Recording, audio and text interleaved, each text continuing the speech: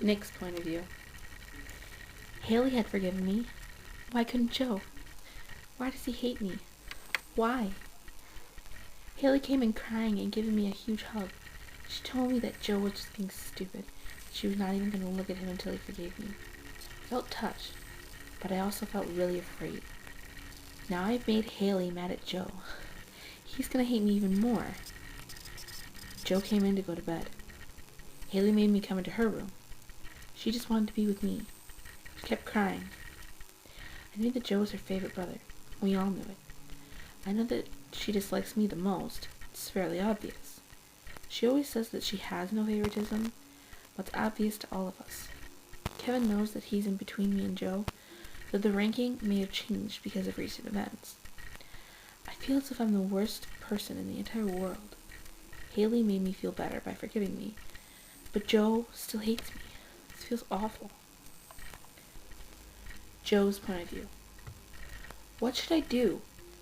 I don't feel as if I can forgive Nick, but if Hailey can, I guess it would be better if I do. Then we can unite against Kevin if he ever tries to hurt us again. I walked into Hailey's room. She was crying on Nick's shoulder. Nick looked up at me in fear. I glared at him slightly, but then gentle in my face when Hailey looked up at me. She ran into the bathroom crying. I looked at Nick and went toward him. He stood up right away. He knew what I was going to ask of him. I already know, Joe. I'll meet you in the room. You should talk to Hailey, though, he said, walking out. Hales, please open the door. Hailey, please. I'm gonna forgive Nick. I promise. I know that I let you down and I broke my promise and let Kevin hurt you, but I need you to forgive me. Please, Hales, open the door, I begged. She opened the door slightly and spoke softly. I will not forgive you until you forgive Nick. Not before. If you really love me, you will forgive him tonight. Please, Joe, she said, crying. I nodded, then walked toward my room. I found Nick sitting on the bed, not knowing what I was going to say. He knew what I was thinking. He knew that the only way I was going to forgive him is if I punished him. Nicholas Jerry Jonas, standing in the corner, pants and boxers down. I said very sternly. Yes, sir, he answered. I went into the bathroom, changed into my sleep clothes, and walked back out with his hairbrush. I was not going to give him the belt as I had originally intended. I called him over and laid him over my lap. You are receiving 25.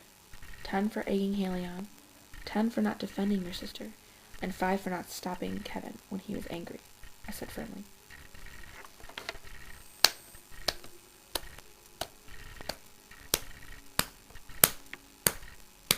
Ow! Jody, I'm so sorry, Nick screamed out in pain. I did not think that it would hurt this much, but then I remembered that he has not been spanked for a long time. This hurts more than it was supposed to, but I was not going to back out, because he would expect that more often then. Ow! Joe, please! 10 more, Nick. Now stay still unless you want extra, I said. He bit his lip and stayed as still as was expected. Ah, Joey! I pulled him up and whispered, I love you, Nick, and I forgive you. He looked up and smiled, then winced in pain as he sat down. Now, Nick, can you ever forgive me for being so pig-headed?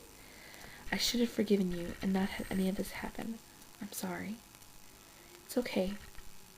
Now let's go talk to Hailey about what we were going to do when we go home to Kevin on Monday, he suggested. I nodded and we headed off to Hale's room.